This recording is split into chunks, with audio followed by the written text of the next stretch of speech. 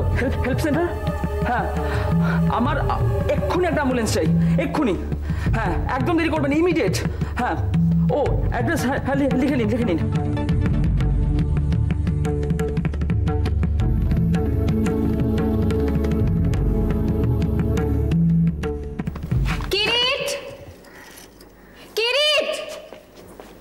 কি হয়েছে আন্টি?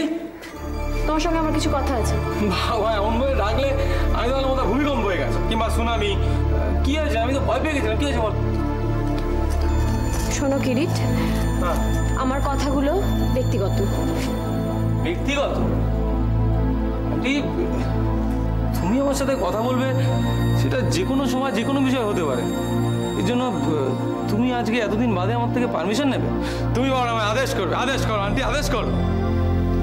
শোনো, বলছি কি, তার আগে আমার না একটা ফোন এসেছিল, বুঝলে? আমি ওকে বলেছি 2 মিনিট বাদে ওর সাথে কথা বলবো। আমি একটু ওকে বলে আসবো যে তোমার সঙ্গে কথা হওয়ার পর আমি ওকে ফোনে কথা বলবো, একটু বলে।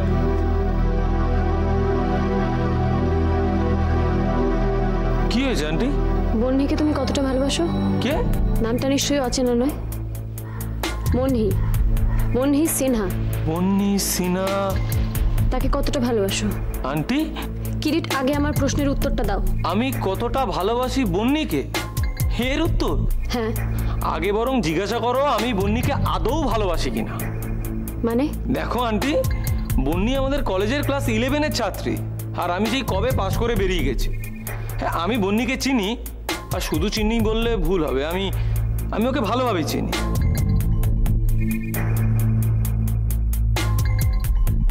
একটা সিনিয়র ব্যাচের ছেলে তার জুনিয়র ব্যাচকে যেভাবে দেখে, আমিও ঠিক সেইভাবেই দেখি বন্নিকে। শুধুই কি তাই? আচ্ছা আন্টি, হঠাৎ কি এমন ঘটেছে বলো তো যে বন্নি সিনহাকে এত বেশি গুরুত্ব দেওয়া হচ্ছে? বন্নি তোমার জন্য পাগল, সেটা কি তুমি জানো? কিরিট, হেসো না। তাতে আমি কি করব? তুমি কি জানো বন্নি তোমার নামেই পাগল? আমার কি করার জন্য কি আমি দায় নাকি? দেখো আন্টি, কলেজে একটু সিনিয়র দাদাদের জন্য জুনিয়র মেয়েরা একটু ক্রেজি হয়, হতেই পারে। না, হতে পারে না। কাম অন আন্টি, এই জন্য তুমি এত বেশি টেন্স হও না তো। আর তোমার এত বেশি চিন্তা করার বিষয় নয়। যদি এটা তোমার এত চিন্তার বিষয় হতো আমি তোমায় বলতাম না? বলতাম তো। বন্নিকে তুমি ঠিক না, একদমই ভালোবাসি না। ইতিহাসের পুনরাবৃত্তি, ইতিহাস আবার ঘটতে চলেছে একইভাবে। তবে হ্যাঁ, ওকে একটু স্নেহ করি, এই যা। করবে না। কি? কোনো স্নেহ, কোনো দুর্বলতা কিচ্ছু দেখাবে না। আন্টি, কাছে যাবে না, কথা বলবে না, ফোন করলে পরে ফোনও ধরবে না। কিন্তু কেন? কোনো প্রশ্ন করবে না কিরিট, যেটা বলছি সেটা করবে তুমি। আন্টি, না হলে আন্টির মরামুখ দেখবে। কি সব বলছো তুমি? কেন এসব বলছো? কিরিট, আমাকে কথা দে, তুই আমাকে কথা দে, তুই তুই তুই ওই মেয়েটার সঙ্গে কোনো রকম কোনো যোগাযোগ রাখবি না। হ্যাঁ, কথা দিচ্ছি। আমাকে ছুঁয়ে বল, ছুঁয়ে বল। ছুঁয়ে কথা দিচ্ছি, হয়েছে?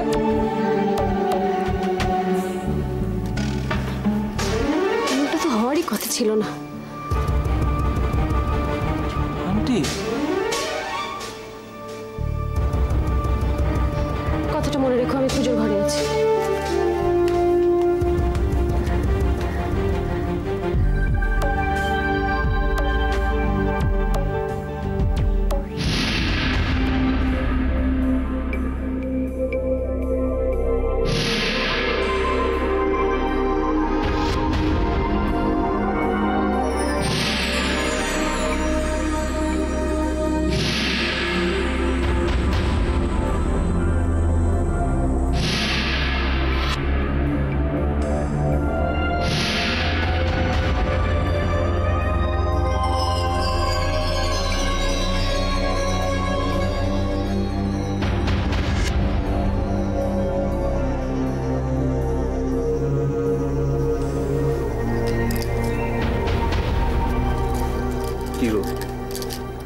মনটা খুব অশান্ত, তাই না?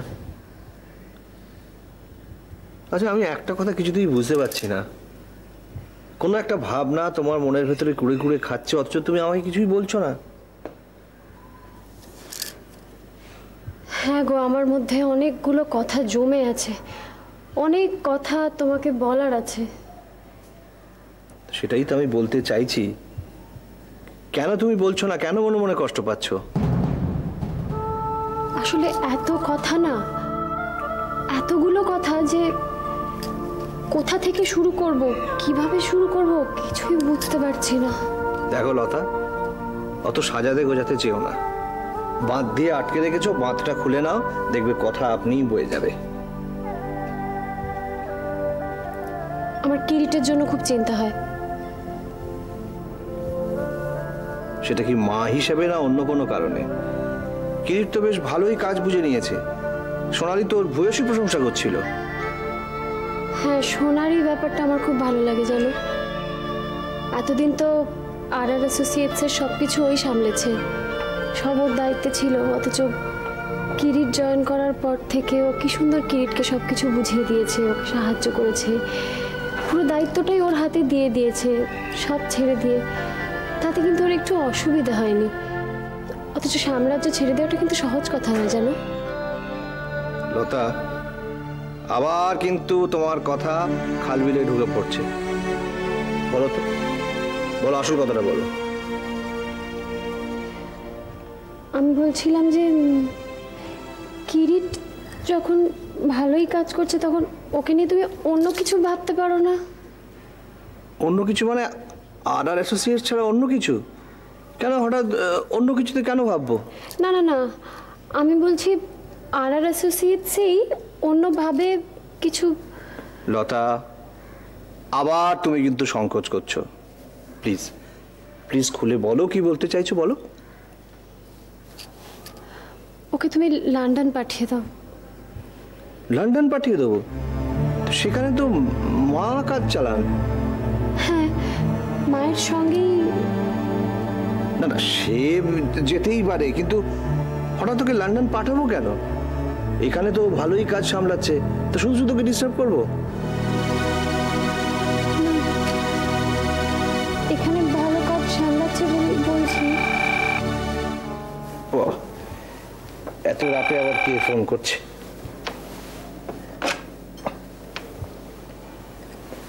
হ্যালো, হ্যাঁ হ্যাঁ, সে কি? কতগুলো বছর আগে যদি বুঝতে পারতাম আমি অলি কিরিটের মা, তাহলে অলি কিরিটকে আমি কিছুতেই এ বাড়ি ছেড়ে যেতে দিতাম না। কিরিট তোমার ছেলে। ছোটু আমার ছেলে, আর এই ছোটুর হাত ধরেই আসবে কিরিটের জীবনে অন্ধকার।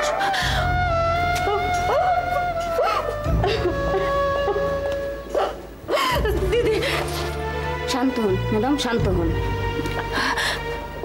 দিদি, অনেক যত্ন করে বাগানে একটা গাছ পুঁতেছিল, অনেক ভালোবাসা দিয়ে তাকে আগলে রেখেছিলাম দিদি। কিন্তু একটা ঝড় এসে আমার সমস্ত কিছু ঝাড় করে দিয়ে গেল। সব ঠিক হয়ে যাবে, সব ঠিক হয়ে যাবে। সব শেষ হয়ে গেল।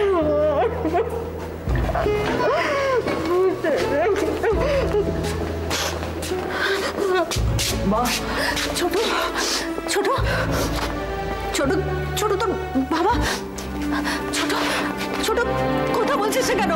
অরিন্দম কেমন আছে ছোট? ছোট কথা বলছিস না কেন বাবা? অরিন্দম কেমন আছে? কথা বলছিস না কেন? চুপ করে থাকিস না, কথা বল। তুমি কি পাগল হলে? অরিন্দমকে তুমি দেখতে যাচ্ছ? আচ্ছা, তুমি ব্যাপারটাকে এইভাবে দেখছো কেন? না না, ঠিক আছে, মানে মানুষের বিপদে তুমি তার পাশে গিয়ে দাঁড়াবে, সেটা ঠিক আছে, কিন্তু কি আশ্চর্য, তুমি যে এমার্জেন্সিটা নিয়ে যাচ্ছ সেটা কি অরিন্দমের প্রাপ্য? না, সেটা প্রাপ্য নয়। অরিন্দমের প্রাপ্য হচ্ছে একটা গেট ওয়েল সুন কার্ড, তার সঙ্গে একটা ফুলের বোকে, তাতে লেখা যে আর অ্যাসোসিয়েটসের প্রিজমের প্রতি শুভেচ্ছা বার্তা। একদমই তাই। কিন্তু এটার আরেকটা দিকও আছে। কি? আমি দেখতে যাচ্ছি অরিন্দম সেনকে নয়, কিরিটের বাবাকে। কিরিট কিন্তু আমাদের বুকের পাঁজর। আমি দেখতে যাচ্ছি আর অ্যাসোসিয়েটসের একনিষ্ঠ কর্মী রাখি সেনের স্বামীকে। অনেক ঝড়ঝাপটা, অনেক অত্যাচার, তা সত্ত্বেও এই মহিলা কিন্তু আর অ্যাসোসিয়েটস ছেড়ে কখনো যাননি। আজ তার এই চরম বিপদের দিনে তার পাশে গিয়ে দাঁড়াবো না?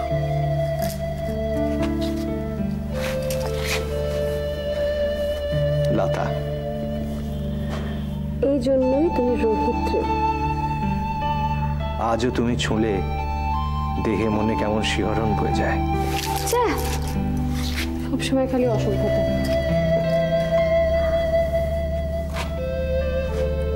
কোনো রকম দুশ্চিন্তা করো না, কিরিট আরেকটা রোহিত রে হবে না। তোমার চিন্তার যথেষ্ট কারণ আছে, আমি বুঝি লতা। মনহি নেহানি, এটা আমাদের ভুললে চলবে না। আর তোমাকে বোঝাতে হবে না, কিরিটকে ব্যর্থ প্রেমের শিকার হতে আমি দেবো না।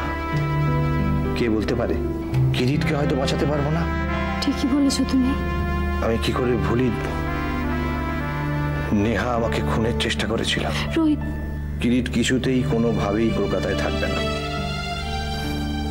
ও লন্ডনে মায়ের সঙ্গে কাজ সামলাবে। আমি কালকেই ফোনে মায়ের সঙ্গে কথা বলবো। আমি বেরোলাম, বুঝলে লতা। এখনো কিন্তু তুমি পুরো কথা আমাকে বলনি, বলো। হ্যাঁ, আসি। শোনো, আমি কিরিটকে নিয়ে যাচ্ছি, ওর যাওয়া উচিত।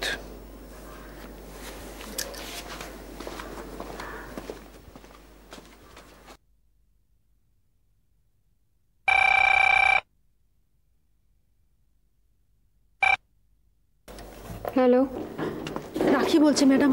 হ্যাঁ রাখি। রোহিত এক্ষুনি হাসপাতালে গেল। স্যার হাসপাতালে আসছেন? হ্যাঁ, কিরিটও সঙ্গে গেছে। ম্যাডাম, আমি তো ভাবতেই পারছি না যে স্যার হাসপাতালে আসছেন। ভাবতে না পারার তো কিছু নেই রাখি। তুমি আর অ্যাসোসিয়েটসের সুখ দুঃখের সাথী। তোমার স্যার তোমার বিপদের দিনে যাবেন না? কিন্তু কি হয়েছে বলো তো মিস্টার সেনের? আমাকে বলো কি হয়েছে। Cerebral attack. সে কি ম্যাডাম, সেরিব্রাল অ্যাটাক মানে তো বুঝতেই পারছেন, যদি অরিন্দম বেঁচে ফেরে ওর কোনো না কোনো একটা অঙ্গ নষ্ট হয়ে যাবে। এটা তো খুবই খারাপ খবর। বিশ্বাস করুন ম্যাডাম, আমি আর বাঁচতে চাই না। রাখি, এই সময় এত ভেঙে পড়লে চলবে? ম্যাডাম, আপনি তো সবই জানেন। সুস্থ অবস্থায় অরিন্দম আমার উপর কিরকম টর্চার করতো, আমি সবটা মুখ বুঝে মেনে নিতাম ম্যাডাম।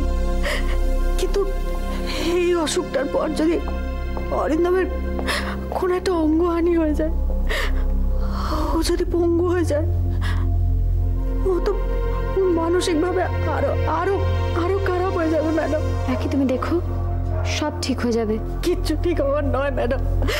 ঝগড়া করুক, আমার গায়ে হাত তুলুক, অশান্তি করুক, তবু তো একজন সুস্থ মানুষ হেঁটে চলে বেড়াতো, সেটাই আমার কাছে অনেক বড় শান্তির জায়গা ছিল। কিন্তু আজ এটা কি হয়ে গেল বলুন তো ম্যাডাম। শোনো রাখি, শোনো, তোমার স্যারকে কোনো কিছু বলতে হেজিটেট করবে না, ঠিক আছে? যে কোনো দরকার হলে বলবে নির্দ্বিধায়, বিশেষ করে টাকা পয়সার ব্যাপারে। ঠিক আছে, সব নিয়ে আপনি ভাববেন না। আমি রাখছি এখন।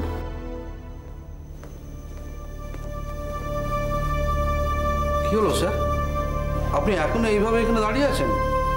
স্যার একটু জামা কাপড় ছেড়ে নিন, একটু বিশ্রাম করুন। প্রচার শেষ, এবার প্রতীক্ষার পালা। কি বুঝছো কল্যাণ? দেখুন স্যার, পার্টির কোনো চিন্তা নেই, কিন্তু আপনি বোধহয় চিন্তিত অন্য ব্যাপারে। কল্যাণ, এই প্রথম এত টেনশনে ভুগছি, নইলে ইলেকশন তো জলভাত হয়ে গেছে। মনমোহন সিংহ কিন্তু শেষ বেলায় দারুণ প্রচার করেছেন, কিন্তু স্যার আসল কথা তো হলো রেজাল্ট। আমি কিন্তু অলরেডি কিছু ব্যবস্থা নিয়ে ফেলেছি। যেমন? যত রকম কনস্ট্রাকশনের ব্যাপার কিছুদিনের জন্য বন্ধ রাখতে বলেছি। রেজাল্ট বেরোলে তারপর ভেবে দেখা যাবে কি করব। আর তেমন কিছু নয় কল্যাণ, আসল আমদানি তো কনস্ট্রাকশন থেকেই। স্যার, প্রমোটাররা কি বলছে? ওদের আমার প্রতি অগাধ আস্থা। মনমোহন সিংহ যদি জিতে যায়, তাহলে ওই অঞ্চলের লাগাম ধরতে গেলে কিছু আতাতকে করতে হবে। মুশকিল হচ্ছে ও আপোষে রাজি হবে কিনা।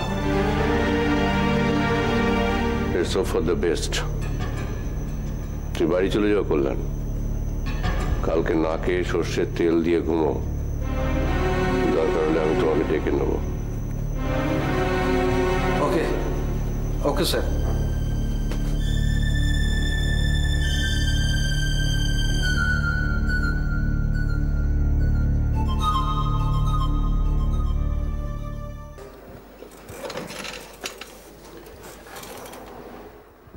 এই কি সূর্যদা, তুমি কখন এসে চুপি চুপি বসে আছো? অনেকক্ষণ। তা এত সকালবেলা? আঙ্কেলের সঙ্গে কথা বলবো বলে এসেছি। ও, তা আঙ্কেলের সঙ্গে কথা হয়ে গেলে একবার আমার কাছে এসো, আমারও তোমার সঙ্গে কিছু কথা আছে।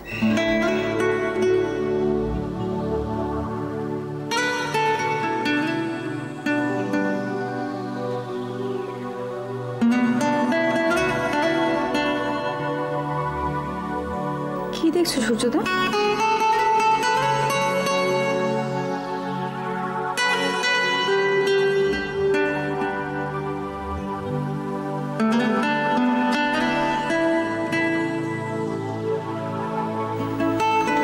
কি হয়েছে সূর্যদা?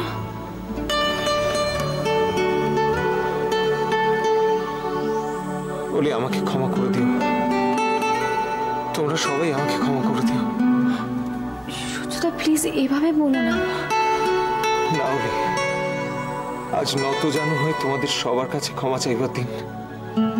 এগুলো কি বলছো তুমি সূর্যদা, প্লিজ। বলি বিশ্বাস করো, আমি স্বপ্নেও ভাবতে পারিনি বাবা এরকম করে এখানে চলে আসবেন। সেটা তুমি বলবে তবে আমি বুঝবো।